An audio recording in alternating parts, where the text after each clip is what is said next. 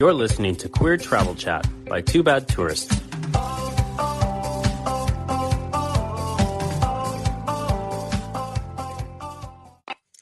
Hi, everyone. Welcome back to another episode of Queer Travel Chat. I am one of your hosts, Austin, and joined with me every week is David. Hey, guys. And this week we are continuing our episode, part 2, talking about Colombia. And the question or the topic of today's episode, as was last week's, is Colombia South America's most gay-friendly country? The answer is no, it's not America's most gay-friendly country.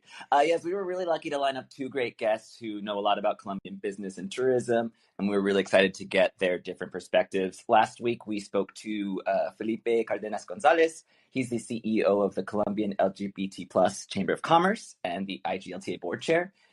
And he talked to us about some of the best destinations to travel in and about Colombian businesses in general in the country. And today we're going to talk to Sam Holdren, who is the CEO and founder of Out in Colombia. And he'll talk to us about the tourism side of the country, his company, and share some of his travel experiences and expertise. But before we get started, we have just a few announcements and reminders. If you've been listening to our episodes, you'll know that we host 3 trips this year in 2022. And this week, we want to highlight our trip to Barcelona and Sitges, which is happening from May 12th to 18th in May. And we're excited because we actually just sold the 7th spot for Barcelona. So we'll be a group of 9 so far. We have plenty of more spaces. And we actually have 3 more spots open available for the €200 discount.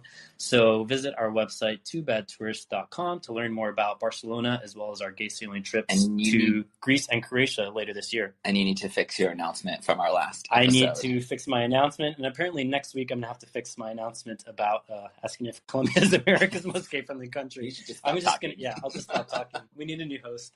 So last week, I said that we are ambassadors for the LGBT Music Festival, and I mistakenly see that festival is in Porto, Spain. Porto is the second city of Portugal. It's not Spain. So just fixing that. So the LGBT Music Festival we're excited to attend. It's from July 1st through 3rd this year. And it is in Portugal. Make note. So tickets are available. The first round of tickets are actually sold out, but there's still tickets you can buy, which include like accommodation and VIP. And I think they're going to open another round shortly. So did you know that our listener also got a ticket to the I did. event I see right Megan, and she is going to meet us at the We'll LGBT see you in Music Portugal, Festival. Megan. Woohoo!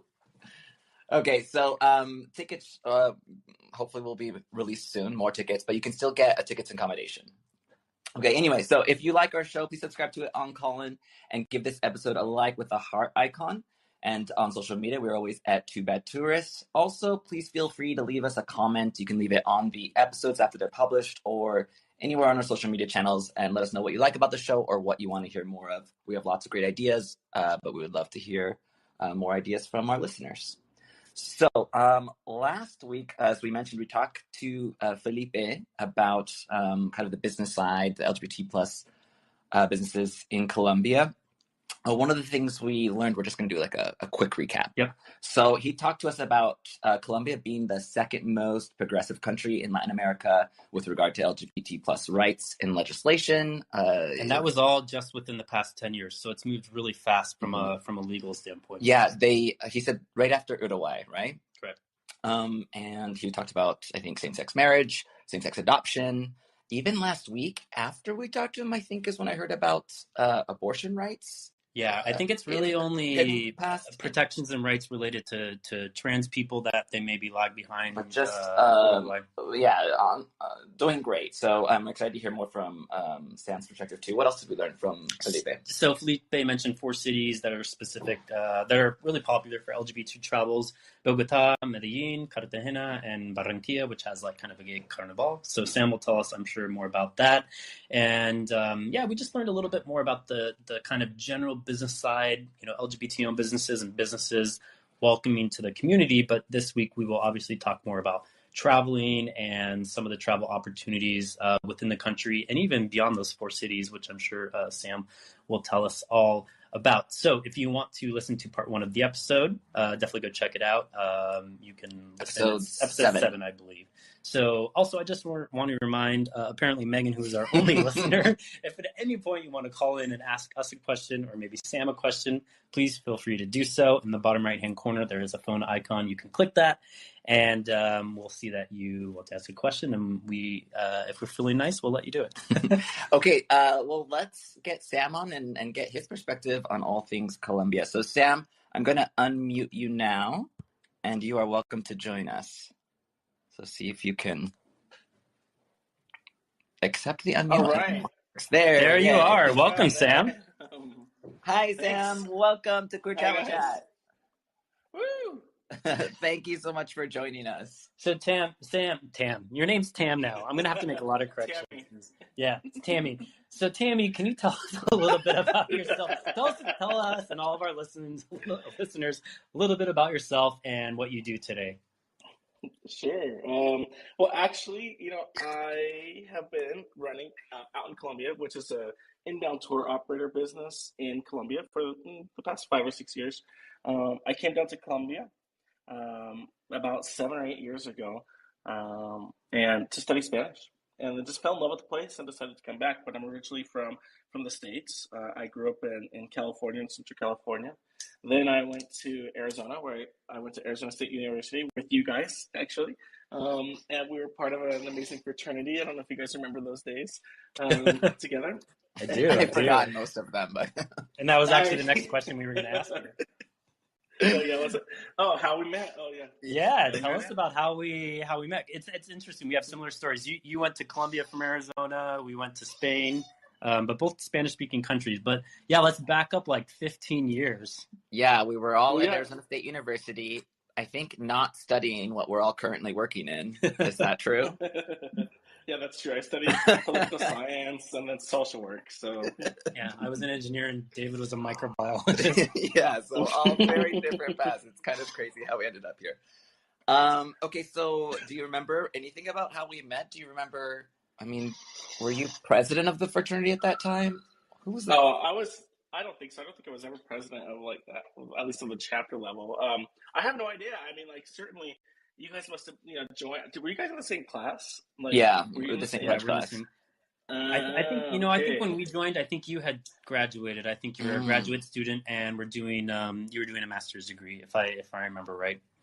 Okay, but I was still engaged. Oh, so were we not active members together? But long story short, we've known each other for like 15 years, and here we are. We stayed in touch, and coincidentally, we all moved to Spanish-speaking countries, and now we all work in tourism, and not just tourism, but LGBT tourism, and we all work together, which is really cool. And we'll get into it later. I went and visited Sam a few years ago and did some of his trips. So, I mean, with that said, tell us a little bit about out in Colombia and what experiences you guys offer for your clients. Yeah, I mean, so as I mentioned, we are what you consider an inbound, tour operator. So we're basically like a destination management company, and we organize tour packages that are custom made for our customers based on sort of their interests when they travel. So some people are interested in adventure, and some people are interested in culture, and some people are interested in party, and so we'll package that up for them and organize everything with the people the hotels that we pre-selected, that we've chosen, that we know are gay friendly, that are gay welcoming, and that have a certain level of quality of service, right? Because it is Colombia, and as amazing as it is here, the doors just opened to the world about 5 or so years ago, after a peace process was signed, and people just started to come here. So people are really just for the first time ever having these interactions with foreigners. And so they don't know their expectations, and so that's what so we've chosen the places that get it, and that can treat our customers well. I don't know if that answers your question. So tell us a little bit about your customers and your guests then. Where do they typically come from? Are they large groups? Is it couples? What do your guests look like? Where are they from? Yeah, good question. I mean, like most of our clients come from the United States. I mean, that's where I spend most of my time promoting and interacting. That's where my network is, and that's where things started. So most of our clients come from the United States, but we also get people from all over the world: Mexico, from Spain, from other places in Latin America, from recently from the UK, We've had clients, and part of that is, people are just finding us, but also we have built and continue to build a network of travel agents that we work with around the world who then also want to promote gay tourism in Colombia. And so we get people that way as well. And typically, how large of a group is it? That all depends. It varies. More recently, we've been dealing with larger groups. So we're dealing with groups from 10 to 25 or so. We just did a group with a group of lesbians, actually, which was awesome. And they were a group of 15 or so. But before that, we're dealing with one-on-one. Like oftentimes we get single travelers, largely couples. But I think that's changing. There's a lot of people that do want to travel in groups, and there's a lot of agencies that we're working with that want to organize groups. So, we're here to help them. And typically, how long is a trip? Yeah, good question. Again, we build things according to the needs of our clients. So if you're in Miami or Fort Lauderdale, you could do a long weekend, and get back because it's just a 3-hour flight, right? Okay. Or so. But typically 7 to 10 days is what I would say. Estimate mostly 10 days. Sometimes it goes longer, 12 to 14 days. And that's just because Colombia has so much to offer. There's so much to see. And it's sort of hard to package it all in when you have such a short amount of time. Yeah, I was going to say 7 to 10 days probably is not nearly enough to really, see everything. Yeah, probably barely the highlights. It's true. So, okay, I'm thinking back, I'm thinking back to 15 years, I think when we met. If I'm not mistaken, you were studying social work, but suddenly you decided to move to Colombia, learn Spanish, and start a travel business. So what was your motivation? Why, Sam? Why? Yeah, what were you thinking? Why? The boys, they're just so sexy. No, I should have known that answer. Although, that's true. Although it is true, I will not lie. Like, the Colombian guys are just beautiful. But that wasn't the motivation. I agree. Well, then you got to come down and get a taste for yourself. But let's see here. So, what was I saying? What motivated you to go down there apart from gorgeous? No. I actually came down here with the real intention of learning Spanish. My grandmother is a monolingual Spanish speaker, Mexican, who had moved to the United States, migrated. My mom was bilingual. I could never have a conversation with my grandmother. And so I wanted to be able to have that direct conversation with her rather than having my mom or one of my aunts or uncles translate, right? So that was my real motivation. And when I came down here, I just discovered this amazing paradise, where it's just beautiful. Medellin is where I live now. It's the city of eternal spring. It's modern. But it has this sort of feel of like you're like in the jungle, but you're not. And you're in this modern city. It's just cool, and it just blew my mind. And so I fell in love with the place. And that's what brought me back down here. And how many years have you been there now? Oh, I think 7 years now. And how do you feel about your level of Spanish? When do you think you really, felt like you've learned it to a point where you can speak it with ease? Yeah, I mean, of course, it's an evolution, right? It's always ongoing. Yeah. But I think like after 2 months is when I could actually have a conversation. So I immersed myself. I came down here. Bullshit! After 2 months? No. But it was intentional. Like you really put in the effort. Yes, I stayed away from gringos. I stayed away from English speakers, and I just went out there into the world. And I actually, I took immersion courses and things like that, and then just practice. And then after about 2 months, it just sort of clicked. I wasn't fluent, perfect, but I could have a conversation at that point and ask questions in Spanish to clarify things, right? And then, over time, it just keeps getting better. Yeah, and I specifically avoided the word fluent because that can really mean so many different things to different people. So it's like, where you felt comfortable is what I want to get across. But that's amazing because I think Austin and I took a couple of years, really. Yeah, you definitely progressed much faster than we did. And when I went to visit you in 2019, I guess you had been living there maybe 3 or 4 years at the time, if my math was right. I had been living in Spain longer, and I was really impressed with your level of Spanish. And I assume because you had to start working in Spanish with tourism, folks in the tourism industry, that really just kind of pushed you even more to get a better grasp on it. Well, even before, I was doing another job. I worked for another company, and I managed a team of web developers, right, who were in another city. So, all the communication was over like a chat like this, like a video chat. Right. And that was such a challenge because their Spanish was even different than the Spanish that I was learning in the region of Colombia. The accents are completely different. But just sort of being forced into it just, makes you better, right? Right. Well, speaking of challenges, what were the challenges of actually starting a business in Colombia, particularly for someone who is a foreigner? I didn't expect to ever do this, right? This was just sort of something that happened. But I knew I wanted to have an impact. And tourism seemed to be sort of like the right way to do it, especially in Colombia, which was, again, as I mentioned, was just opening its doors. But it was challenging. Fortunately, I have the help of people like Felipe Cardenas, who you mentioned earlier. We became a member of the Gay Chamber, the LGBT Chamber of Commerce. And he personally gave me coaching on understanding just how to navigate the bureaucratic system. That's, I think, the biggest challenge. Like Colombia, any place it is like this. When you set up a business, you have all this paperwork to fill out and all these rules. And I had to learn them, and I had to understand, them in Spanish, and I had to, figure everything out and make sure that we're doing things correctly, and setting things up properly. That was the biggest challenge, honestly. It was just going through all that. But I had some helpers, and so that was great. What are some of the benefits or drawbacks do you think of having a business in Colombia versus the U.S.? Well, actually, I have both. So, interestingly, I set up. I think Jet sort of has something like this. You guys talked to Jet the other week. I heard you guys talk about this as well.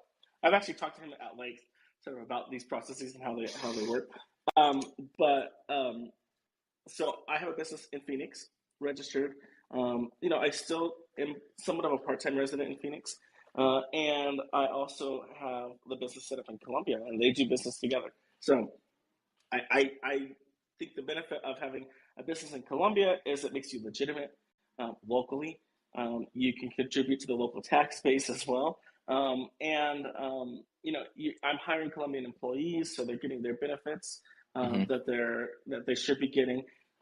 It just helps you with credibility. In starting a tourism business, we get different rates as a Colombian business than we would as a foreign business, and so those are some of the benefits I think you get by having both places. Plus, you have access to both systems, right?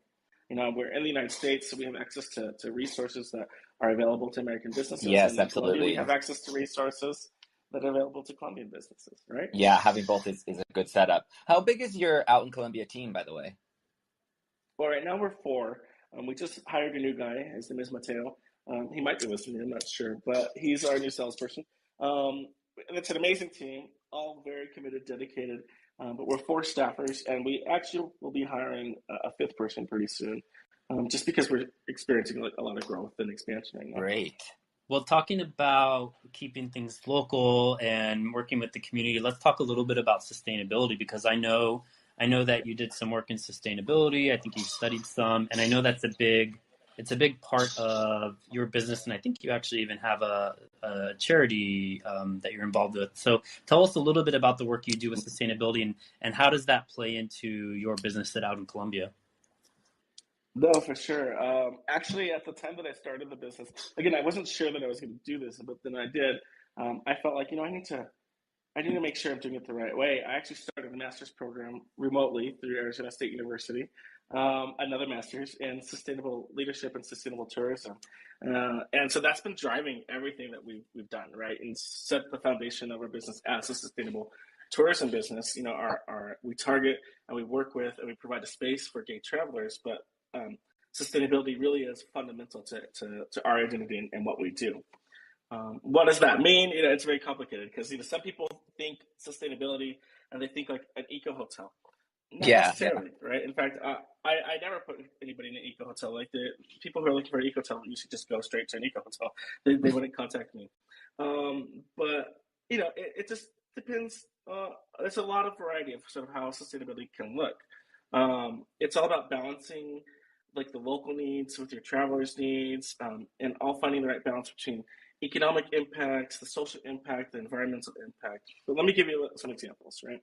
So we promote entrepreneurship with local members of the gay community. We've created an experience called Cooking Out and Dining Out with a Gay Chef, who comes from a really struggling neighborhood and would never have access really to the tourism sector But we were working with him, and he's created a product, and we work together and put that, and we promote that and sell that product and put it in one of our packages. That helps him economically. That helps keep the money sort of spreading through the local community. It's a way that tourism can have a positive impact on the local community. And those are the types of things, that's just one example of the types of things that we like to focus on. I love that example. Talking more about Colombia in general, why would you say people should visit the country, and especially why should LGBT plus people go? Yeah, well, it's surprisingly, I think for a lot of, I say surprisingly, but for a lot of people, they just really don't know. It's very gay friendly, very queer friendly. And even in the past 5 years, you've seen just a lot of growth and diversity of expression within the community. It's pretty amazing. It's a lot of fun. But beyond that, there's just so much diversity in the country, not just on a people level, but just on a geographic level, a climate level. There's so much to offer, and it's really easy to get to, right? And so you can go from Bogota, which is an urban center with, I think, might be the largest gay nightclub in the world. I don't know, Austin. You and I have this conversation.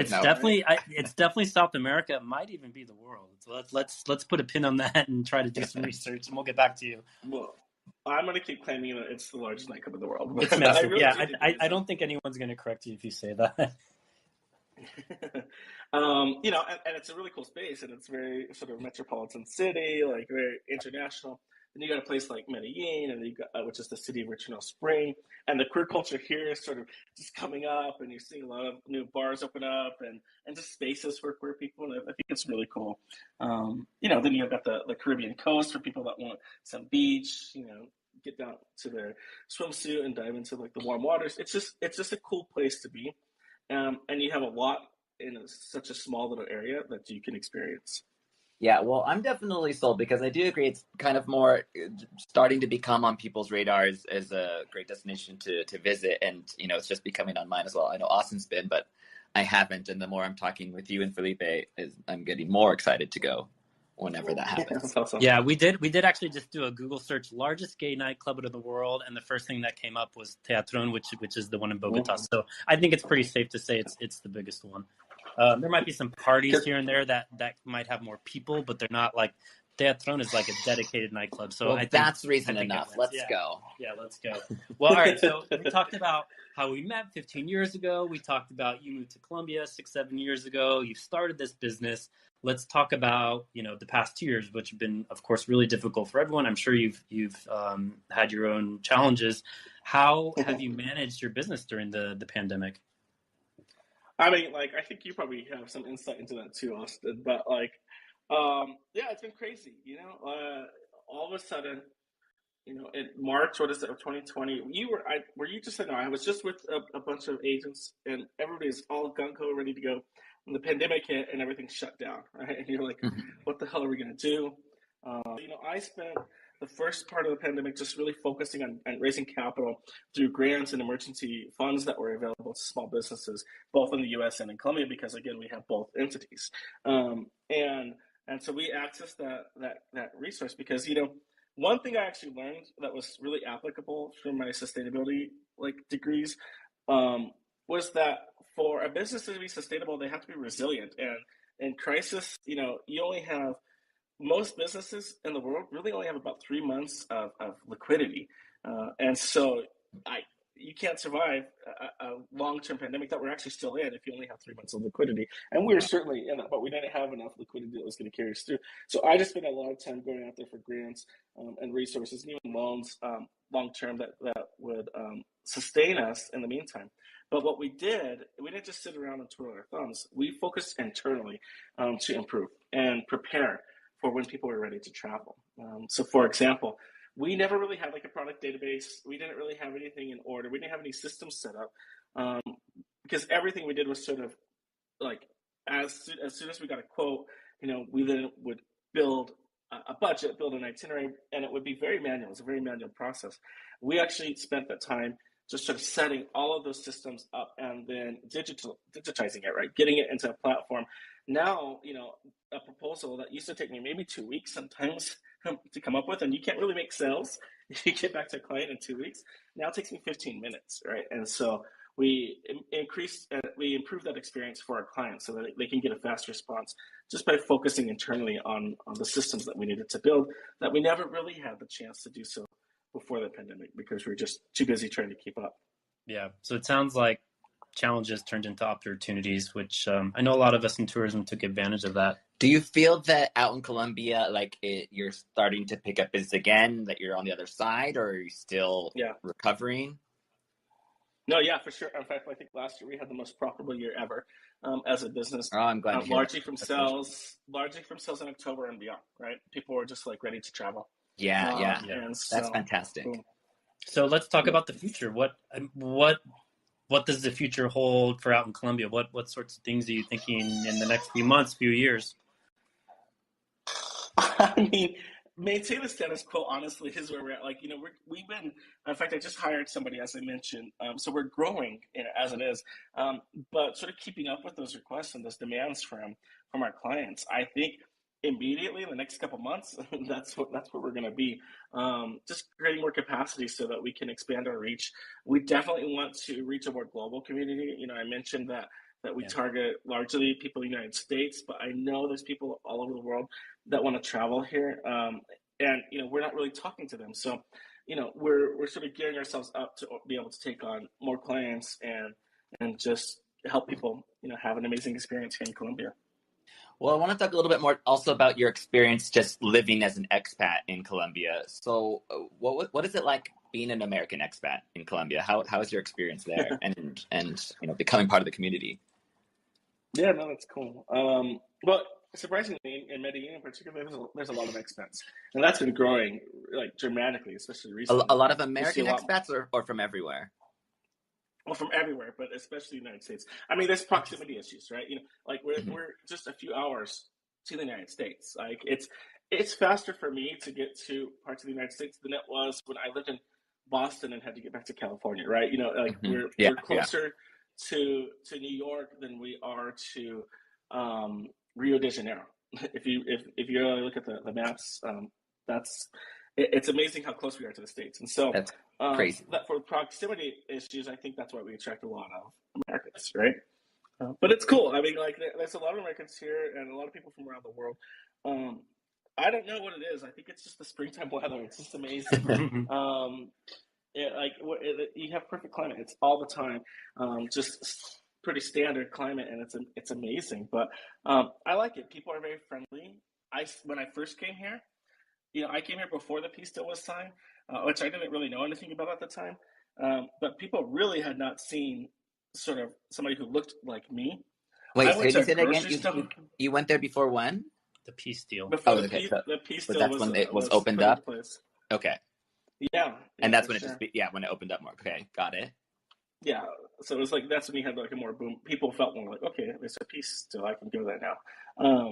But I mean, I went and to go buy something at a Home Depot type place, and somebody came up to me to offer me a credit card for the store, and then at that time I'm talking to this person, and this lady's walking by, and she stops and she just stares at me and gets closer and closer and closer because she's never seen anything like me. She ignored her husband who was trying to get her attention, and she interrupts the conversation. She says, "You're not from here, are you?"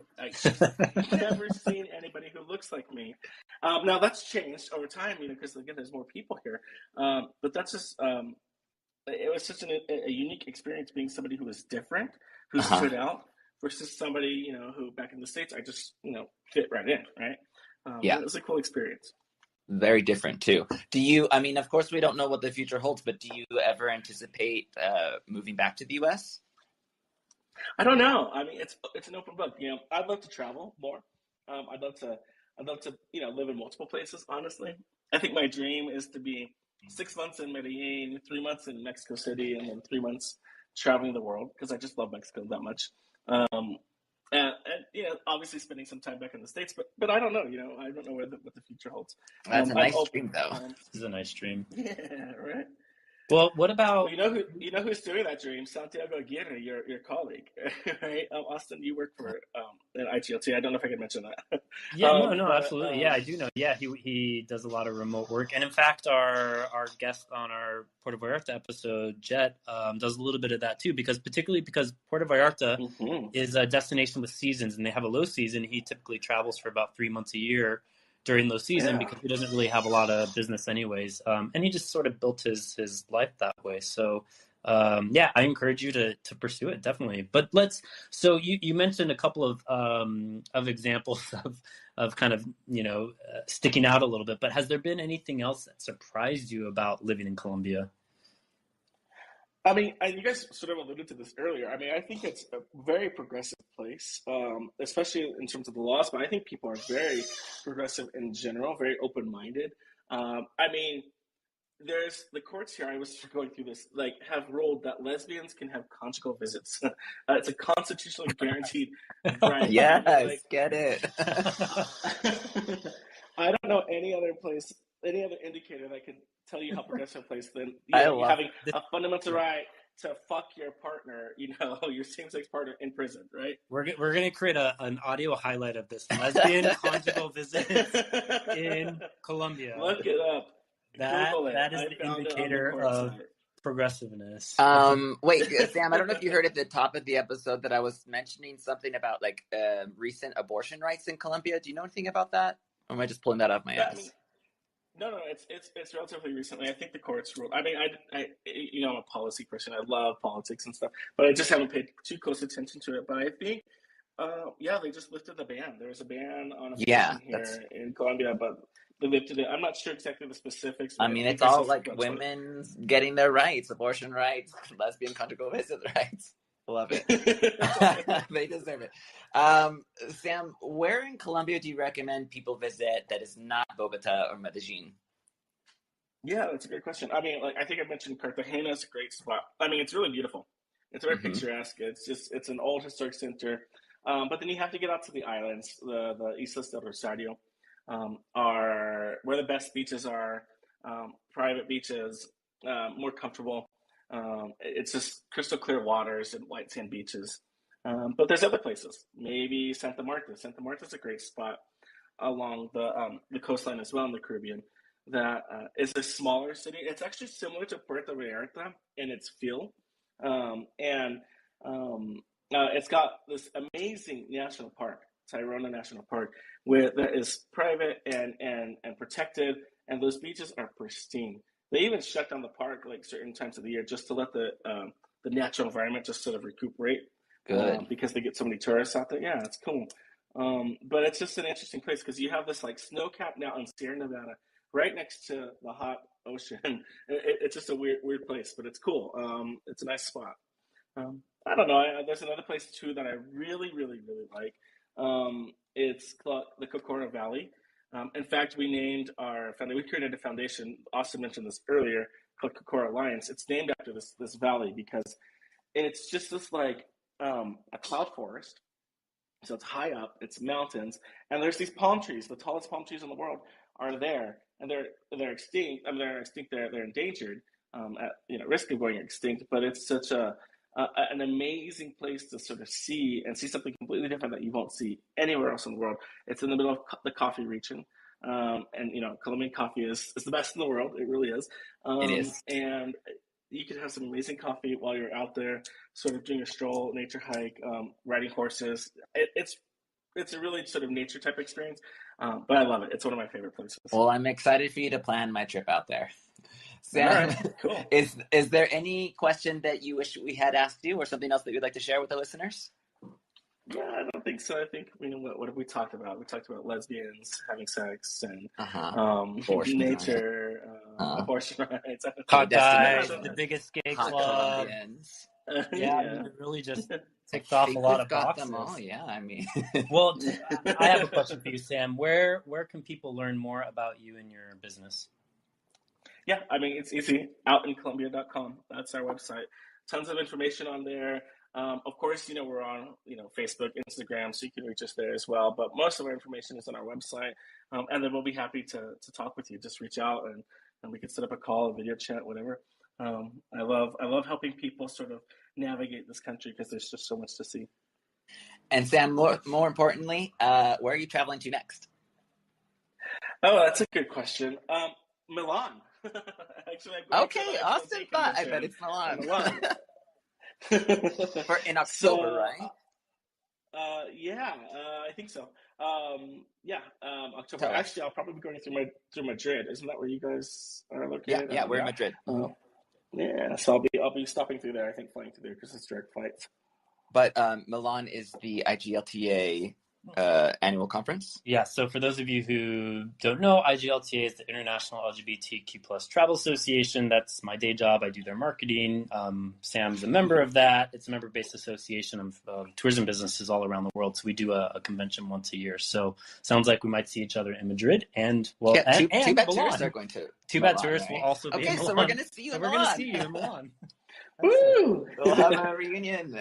Awesome. Well, thanks so much, Sam. Awesome. Thank you so much for joining us on the episode, part 2 of Colombia. I think everyone by now, if you've been listening or you're going to be listening, I think we all hopefully agree that Colombia, if it's not the most gay-friendly destination in Latin America, it's definitely in the top, absolutely. So thank you for joining us. You're welcome to stay on, and we're going to close up the episode. Yeah, and Sam, we hope to see you in Madrid anytime. I don't know if you have a layover or not, but let us know in the future. We're happy to put you up, and we'd love to see you.